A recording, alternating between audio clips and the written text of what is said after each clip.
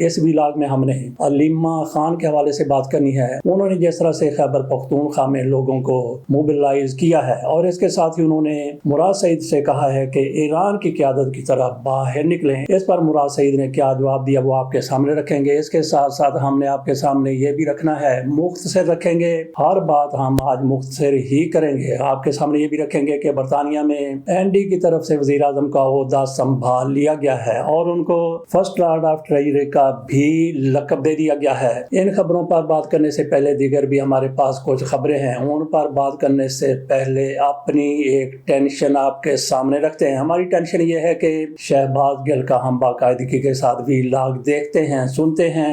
आजकल उनकी तबीयत कुछ बेहतर नहीं है, उनका गला पकड़ा गया है। उन्होंने सुना है कि ज्यादा ही पी ली है क्योंकि धुएं से उनका गला खराब हुआ। किसी ने उनको सिरप दिया, दवाई दी तो दवाई उन्होंने ज्यादा पी ली तो गला ज्यादा खराब हो गया।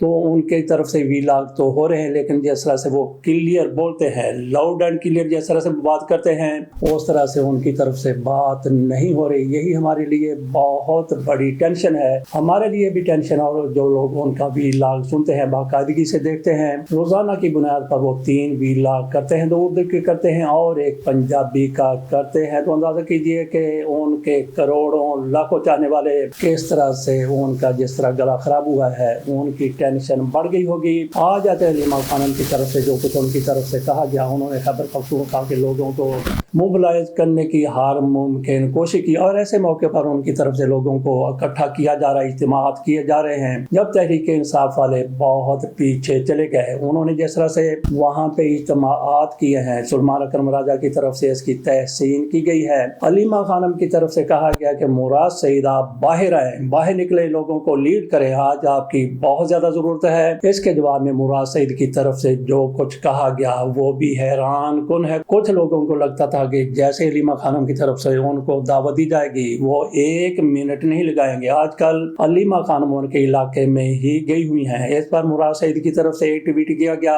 जिसमें उन्होंने कहा कि मैंने शॉर्ट नोट पर जिस तरह से अलीमा खानम के जलसे को, उनके गैदरिंग को मैंने कामयाब बनाया, जिस तरह से मैंने अपने लोगों को निकाला कि निकलो निकलो, अलीमा खानम सूबे में आ चुकी हैं, अलीमा खानम के इज्तिमात को कामयाब बनाया जाए। उन्होंने कहा कि इसी तरह से मैं अपना किरदार आइंदा भी अदा करता रहूंगा। उनकी तरफ से एक मौके पर कहा गया था कि इमरान खान ने मुझे कहा कि अपनी तुमने हिफाजत करनी है, इनके काबू नहीं आना, इनके सामने नहीं आना। उसके बाद उन्होंने कहा कि मैंने रूपोशी इख्तियार की है। उन्होंने बाकायदा एक इंटरव्यू भी बैरिस्टर शहजाद अकबर को दिया था जिसमें उन्होंने कई अपनी मुश्किलात पार्टी के सामने और लोगों के सामने बल्कि दुनिया के सामने रखी थी। लेकिन इस मौके पर जब अलीमा खानम की तरफ से उनको कहा गया कि बाहर निकले, जिस तरह से ईरान की क़यादत अपनी जिंदगियों को खतरे में डाल के बाहर निकली है, इस तरह से आप भी बाहर निकले, तो समझ लिया जाए कि मुराद सईद की तरफ से जो कुछ कहा गया कि वो बाहर निकलने के लिए तैयार नहीं है, लेकिन पसे पुश्त बैठे हुए, मंजर आम से गायब रहते हुए अपना किरदार अदा करने का वो वादा कर रहे हैं, दावा कर रहे हैं और इसके साथ साथ ये भी कह रहे हैं कि मैंने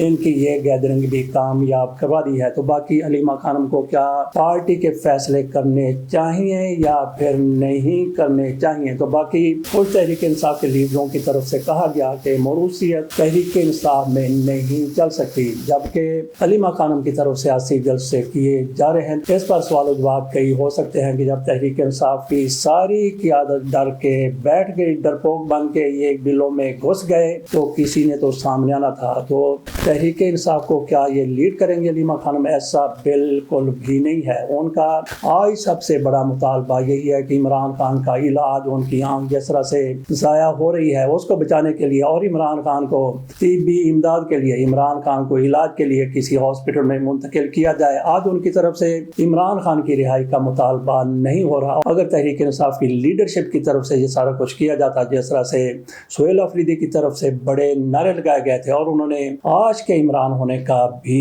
ऐलान किया था और कहा था कि आज के इमरान खान पर कुर्बान हो जाएगा, और आज देख लिया जाए कि किस तरह से वो कंप्रोमाइज हो चुके हैं। ऐसी सूरत हाल में फिर अलीमा खानम अपने भाई के लिए बाहर ना آئیں تو کیا کریں، یہی کئی تجزیہ کاروں کی طرف سے کہا جا رہا ہے۔ مولانا فضل الرحمان کی بھی سن لیجئے، انہوں نے جو کہ شہداء کے حوالے سے کہا تھا اس پر شدید رد عمل آیا تھا، اس پر ہم پہلے بھی بات کر چکے ہیں۔ تو مولانا فضل الرحمان کی طرف سے کل اپنی پارٹی کے وکلاء کو اکٹھے کیا گیا، ان میں سے کوئی ایک بھی کوٹ پینٹ میں نہیں تھا، بلکہ سب نے ویسٹ کوٹ کالی پہنی ہوئی تھی۔ ہو سکتا ہے کہ کئی کارکن بھی کالی ویسٹ کوٹ میں وہاں پہ بیٹھے ہوئے ہوں۔ بہرحال کہا یہی گیا کہ مولانا فضل الرحمان اپنی پارٹی کے وکلاء کے ساتھ خطاب کر رہے ہیں، اور اس میں انہوں نے جو کوئی کسر پہلے باقی رہ گئی تھی وہ بھی انہوں نے پوری کر دی۔ جس طرح سے انہوں نے فوج کے خلاف وہاں پہ بیانیہ جاری کیا، جس طرح سے انہوں نے پاک فوج کے حوالے سے باتیں کی، جس طرح سے انہوں نے طنز کیا، تشریح کی،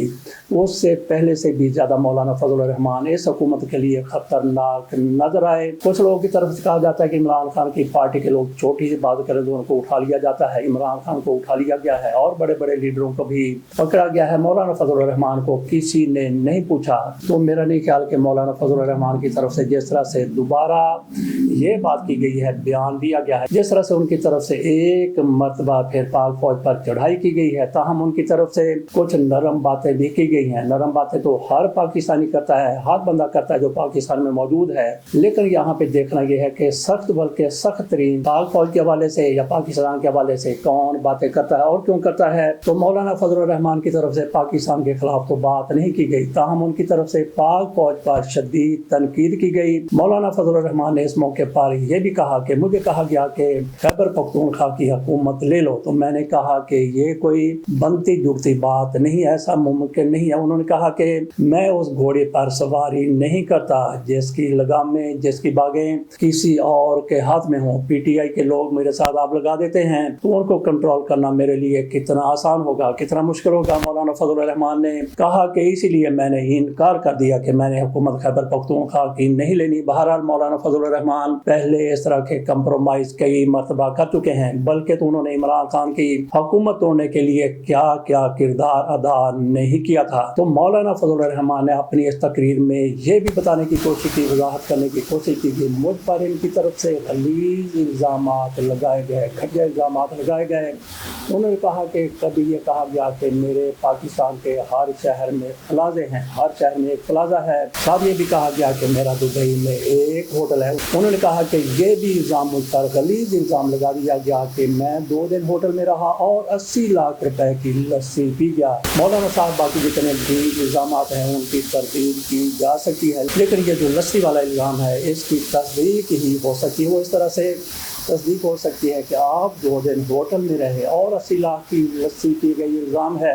یہ الزام براہ الزام نہیں ہو سکتا، کیونکہ ہوٹل میں آپ اکیلے نہیں رہے تھے، وہاں پہ آپ کے ساتھ کتنے لوگ ہوں گے، کتنے آتے ہوں گے، کتنے جاتے ہوں گے۔ تو اس دوران 2 دن میں لسی کا باقی کھانے پینے کا بل 80 لاکھ اگر بن جاتا ہے تو میرا نہیں خیال کہ یہ آپ جیسے بڑے لیڈر کے لیے، اور جن کے ہزاروں میں پیروکار ہوں اور سینکڑوں میں ان کے ساتھی ہوں جو ان کے ساتھ رہتے ہوں، 80 لاکھ کی لسی روٹی چھوٹی وہ کھا گئے تو یہ کوئی بہت بڑی بات نہیں ہے۔ کچھ لوگوں کی طرف سے نہیں بلکہ خواجہ آصف کی طرف سے شروع میں یہ کہا گیا تھا، مولانا فضل الرحمان کو مولانا ڈیزل کا لقب دیا گیا تھا۔ مولانا فضل الرحمان کی ایک طرح سے کئی لوگوں کی طرف سے چھیڑ بنا لی گئی۔ ان کا عمران خان تو بار بار مولانا ڈیزل کہہ کے تذکرہ کیا کرتے تھے۔ مولانا نے اس بارے میں بھی کہا ہے کہ مجھ پر الزام لگایا جاتا ہے کہ میں نے پرمٹ حاصل کیے۔ انہوں نے کہا کہ لائیں دستاویزات دکھائیں کہ میں نے پیٹرول کے کتنے لائسنس لیے ہیں۔ بہرحال مولانا فضل الرحمان پر کئی زمینیں لینے کا بھی الزام لگایا جاتا ہے، مولانا نے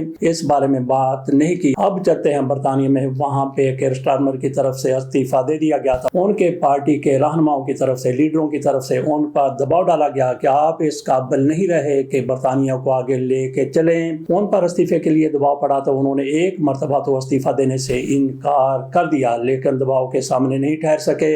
اسی دوران اینڈی کو بھی ایم پی بنا لیا گیا اور ان کا نام ان کی جگہ پر وزیر اعظم بننے کے لیے دے دیا گیا۔ آج وہاں پہ نئی صورتحال ڈیولپ ہو چکی ہے، وہاں پہ اینڈی کی طرف سے اقتدار سنبھال لیا گیا ہے، وہ وزیر اعظم بن چکے ہیں، جیسا کہ ان کو چارلس کی طرف سے نامزد کیا گیا تھا، منظوری دی گئی تھی، اس کے بعد سے انہوں نے اپنا آفس سنبھال لیا ہے۔ ان کے حصے میں 3 سال آئے ہیں، جبکہ کیئر سٹارمر صاحب 2 سال کے لیے وزیر اعظم رہے تھے۔ تو یہ بندہ جو بعد میں وزیر اعظم بنا ہے، اس کو 2 سال ملے ہیں، دیکھتے ہیں کہ کس طرح طرح سے اپنے لوگوں کو ساتھ لے کے چلتے ہیں۔ جے ڈی وینس کے حوالے سے بھی بات کرنی ہے، لیکن تھوڑی سی بات کر لیتے ہیں جس طرح سے مسلم لیگ نون اور پیپلز پارٹی والے آزاد کشمیر کے الیکشن کے حوالے سے ایک دوسرے کے ساتھ دست و گریبان ہوئے ہیں۔ خواجہ اسد کی طرف سے پہلے ایک بیان دیا گیا تھا کہ کشمیری یہ لوگ نہیں ہیں، راولا کوٹ والے کشمیری نہیں ہیں، تو اس پر بلاول بھٹو زرداری کی طرف سے پہلے اسمبلی میں کہا گیا کہ خواجہ اسد سے استعفیٰ لیا جائے۔ آج کل وہ آزاد کشمیر میں انتخابی مہم چلا رہے ہیں، تو اس معاملے کو وہ سیاسی طور پر لے رہے، سیاسی فائدے کے لیے لے رہے ہیں، تو وہاں پہ بھی ان کی طرف سے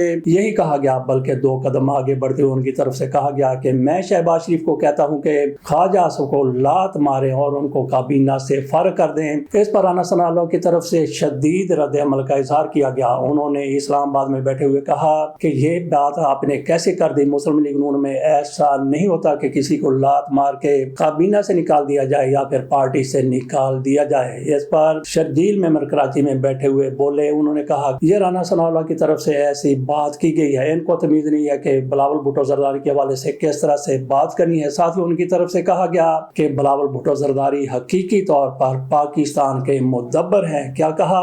حقیقی طور پر بلاول بھٹو زرداری پاکستان کے مدبر ہیں۔ تو پاکستان میں اس وقت 2 مدبر ہو گئے، ایک تو بلاول بھٹو زرداری مدبر ہو گیا اور دوسری مریم نواز شریف صاحبہ مدبر ہو گئی۔ ان کو مدبر کس نے کہا تھا؟ ان کو مدبر الطاف حسین قریشی مرحوم نے اپنی زندگی میں ایک کالم لکھا تھا، اس میں انہوں نے کہا تھا کہ مریم نواز شریف صاحبہ مدبر بن گئی ہیں۔ تو آج کل پاکستان میں 2 مدبر نمایاں ہو چکے ہیں۔ جے ڈی وینس کے ہاں چوتھے بیٹے کی پیدائش ہوئی اور یہ ایک 100 سال کے بعد بننے والا نیا ریکارڈ ہے۔ پہلے کسی اور نائب صدر کے ہاں بیٹے کی پیدائش ہوئی تھی یا وہ نائب صدر ہوا کرتے تھے، ان کے ہاں جب چوتھے بیٹے کی پیدائش ہوئی تو اس پر ان کی طرف سے بڑی خوشی کا اظہار کیا گیا۔ ہمارے کئی قبائل میں ایسا رواج ہے کہ جب بچہ پیدا ہوتا ہے تو معروضی حالات کو دیکھا جاتا ہے، کہیں زلزلہ آیا ہو تو اس کا نام زلزلہ خان رکھ دیا جاتا ہے، کہیں سیلاب ہو تو سیلاب خان رکھ دیا جاتا ہے، اگر انتخابات ہو رہے ہیں تو انتخابات خان نام رکھ دیا جاتا ہے۔ اسی طرح سے جس طرح سے جے ڈی وینس کے ہاں چوتھے بیٹے کی پیدائش ہوئی ہے، اگر ہمارے قبائل والا وہاں بھی طرز ہوتا تو ہو سکتا ہے کہ اس بچے کا نام فیفا ورلڈ کپ رکھ دیا جاتا۔ ویسے تو جنگ بھی ایران کے ساتھ ان کی جاری ہے، لیکن جنگ کی یادیں کوئی اچھی نہیں ہوتی، اس لیے فیفا ورلڈ کپ اس کا نام رکھا جا سکتا تھا۔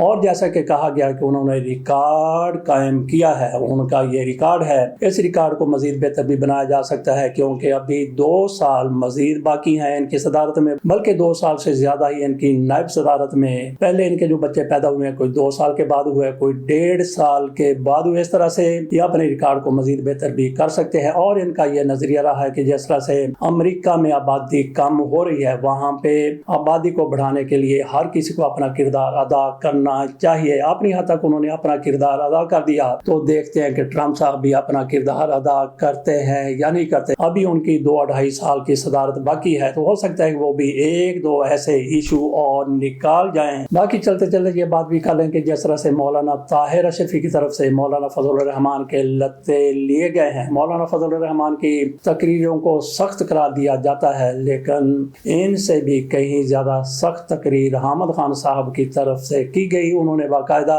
فوجی لیڈرشپ کا نام لیا، مولانا فضل الرحمان کی طرف سے ایک موقع پر بھی کسی فوجی لیڈر کا نام نہیں لیا گیا، جبکہ ان سے کہیں زیادہ سخت حامد خان کی تقریر تھی۔ حامد خان کی طرف سے یہ تقریر اپنے وکلا گروپ کے درمیان کی گئی تھی۔ حامد خان نے اس میں جو کچھ کہہ دیا فوجی لیڈرشپ کے حوالے سے کہہ دیا گیا، اس پر بھی خاموشی اختیار کی گئی ہے۔ دیکھتے ہیں کہ مولانا فضل الرحمان کے حوالے سے اور حامد خان کے حوالے سے آج کی رجیم کا کیا لاحہ عمل ہوتا ہے۔ اجازت دیجیے، اللہ حافظ۔